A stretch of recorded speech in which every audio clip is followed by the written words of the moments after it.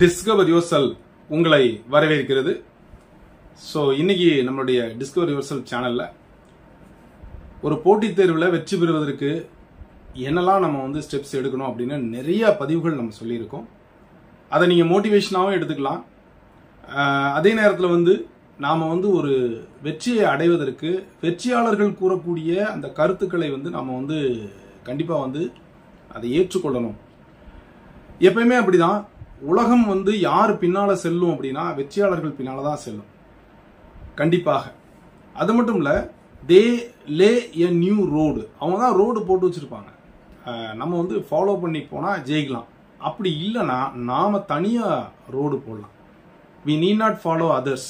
நமக்குன்னு ஒரு வெற்றியை நம்ம உருவாக்கி கொள்ளணும். அதற்கு நாம ஒரு திட்டமிட்டு செயல்படணும். இப்போ பார்த்தீங்கன்னா, இப்போ ஐசக் நியூட்டன் எடுத்துக்கங்க, இல்லை முன்னால் இருக்கக்கூடிய அந்த காலத்தில் இன்ஜினியரிங் அல்லது ஸ்பேஸ் சயின்ஸ் படிக்காத நிறைய இன்ஜினியர்ஸ் நம்ம பார்க்குறோம். அந்த காலத்தில் கோப்பர்னிக்கஸாக இருக்கட்டும், Isaac Newton, Thomas Alva Edison, இவங்கெல்லாம் ஜீனியஸ்ன்னு சொல்லுவோம். இவங்க எப்படி அந்த வெற்றியை அடைய வேண்டும் என்ற ஒரே நோக்கோடு இருந்தாங்க, அந்த மன உறுதியோடு இருந்தாங்க. அந்த வெற்றியை அடைவதற்கு அவங்க என்னென்னலாம் துயரங்கள் அனுபவிச்சாங்க அப்படின்னு நம்ம பார்த்துட்டோம்னா, அவங்க எண்ணற்ற துயரம் அனுபவிச்சிருப்பாங்க. நானும் அடிக்கடி சொல்லுவேன், உங்களுக்கு it is not a bed of roses, it is full of thorns. சும்மா அப்படியே படுக்கறையில் ரோஜா இதழ் போட்ட மாதிரியா இருக்கும். அவங்க நடந்து போகக்கூடிய பாதைகள் கரடு முரடாக இருக்கும்.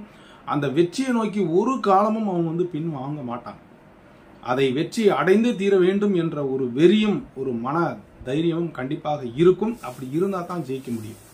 இந்த விஷயம் எல்லாவற்றிற்கும் பொருந்தும். இது நீங்க என்ன செய்ய, ஒரு சாதாரண ஒரு சின்ன வேலையாக இருந்தாலும் சரி, அது பெரிய வேலையாக இருந்தாலும் சரி, அந்த வெற்றி அடைய வேண்டும் என்ற இலக்கிலிருந்து ஒரு காலமும் பின் வாங்கவே கூடாது. அப்படி இருந்தால் மட்டும்தான் நம்ம ஒரு ஜெயிக்கணும் அப்படின்ற ஒரு இலக்கை அடைய முடியும். அது மட்டும் இல்ல, we need a continuous practice. அது தொடர்ச்சியாக இருக்கணும், ஒரு கன்சிஸ்டன்சியா இருக்கணும், ஒரு கண்டினியூஸா இருக்கணும். அதே மாதிரி பர்சிவரன்ஸ், ஒரு விடாமுயற்சியோட இருக்கணும். இவ்வளவு விஷயங்களும் இருந்தால் மட்டும்தான் நாம ஜெயிக்க முடியும். அப்படிலாம் ஜெயிக்க முடியாது, நிச்சயமா சொல்ல முடியும். அது பெரிய வேலையாக இருந்தாலும் சிறிய வேலையாக இருந்தாலும் சரி. நம்ம விஷயத்துக்கு வரலாம். இந்த PGTRB பொறுத்த மட்டும் இப்போ சிலபஸ் பாத்தீங்கன்னா டபுள் ஆயிருச்சு. ஸோ இதுல நாம ஜெயிக்கணும் அப்படின்னா நமக்கு அப்படின்னு ஒரு அசைன் பண்ணப்பட்ட எவ்வளவு வேலை. என்னை பொறுத்த மட்டுக்கும் நான் ஒரு முறை எழுதும் பொழுது அதில் எது எனக்கு கடினமான பகுதி, எங்க நான் மார்க் வாங்கல அப்படின்றத கண்டுபிடிச்சு அதை நான் அந்த வழியை சக்சஸுக்கு போனேன். ஒரே முறையில் சக்சஸ் ஆனவங்க நிறைய பேர் இருக்கிறாங்க. அதே மாதிரி பார்த்தீங்க அப்படின்னா, உங்களுக்கு பல முறை அட்டன் பண்ணியும் ஜெயிக்க முடியாதவங்கலாம் இருக்கிறாங்க. அவங்களாம் அவங்களுடைய முயற்சியை கைவிட்டிருப்பாங்க, இல்லைன்னா அவங்க மேலே அவங்களுக்கு நம்பிக்கை இல்லை அப்படின்னு நினைக்கலாம். வெற்றி என்பது உங்களுடைய அந்த ஹார்ட்ல பேர்னிங் டிசைரா இருக்கணும். அது பேர்ன் ஆகிக்கிட்டே இருக்கணும்.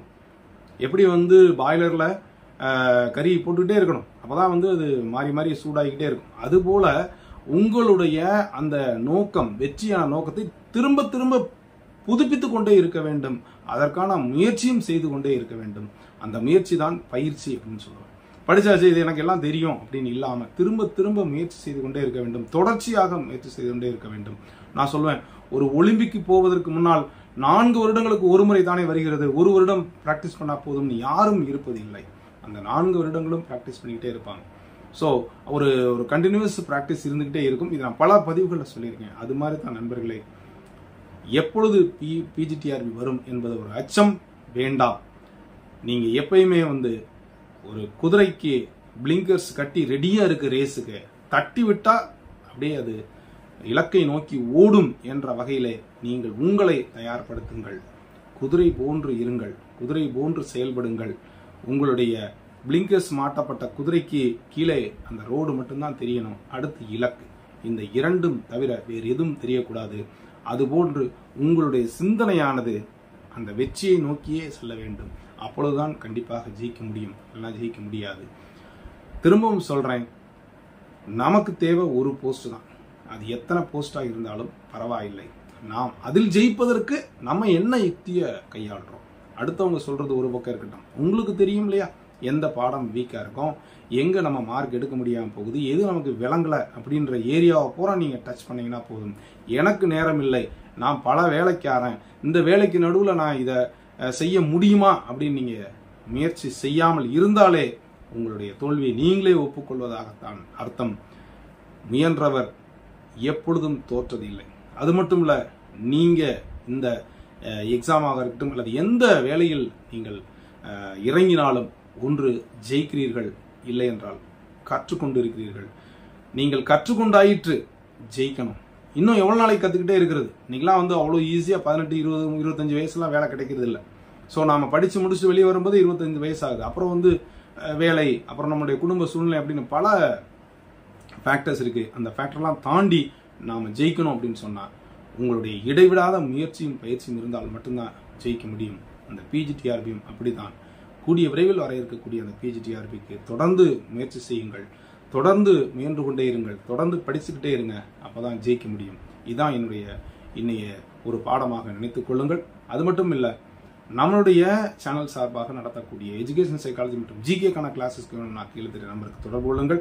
அதே மாதிரி மெட்டீரியல் வேணும்னாலும் கீழே தெரிய நம்பருக்கு தொடர்பு கொள்ளுங்கள். காமர்ஸ் போத் மீடியம் மெட்டீரியல் அவைலபிளாக இருக்கு, அதற்கும் தொடர்பு கொள்ளுங்கள். பொங்கலுக்கு அடுத்து கிளாஸ் வைக்கிறதா சொன்னோம். சில பேர் என்ட்ரி ஆயிருக்கீங்க. ஸோ அது ஒரு கணிசமான அளவில் என்ட்ரி இருந்தால் மட்டும்தான் முடியும். அது மட்டும் இல்லை, don't study in the 11th hour. நோட்டிஃபிகேஷனுக்கு அப்புறமா படிச்சுக்கலாம் அப்படின்னு நினைச்சீங்கன்னா நீங்க தவறு. கடந்த 2 வருடங்களாக பல பேர் உங்களுடைய போட்டியிலுடைய லைன்ல நிக்கிறாங்க. ஸோ அவங்கெல்லாம் ஃபாஸ்டா ரெடியா இருக்கிறாங்க, எக்யூப் பண்ணி இருக்காங்க. ஸோ நீங்களும் அதில் ஒருவராக வேண்டுமானால் நல்லா ப்ரிப்பேர் பண்ணுங்க, நல்ல மெட்டீரியல் வச்சுக்கோங்க, நல்ல கிளாஸ் அட்டன் பண்ணுங்க, நல்ல டெஸ்ட் பேட்ச் அட்டன் பண்ணுங்க. நிச்சயமா உங்களுக்கான வேலை காத்திருக்கிறது அப்படின்னு தான் நான் சொல்லுவேன். அதை நோக்கி நீங்கள் பயணியுங்கள். தொடர்ந்து இந்த பதிவை உங்களுடைய நண்பர்கள் அனைவருக்கும் ஷேர் பண்ணுங்க, லைக் பண்ணுங்க, கமெண்ட் பண்ணுங்க.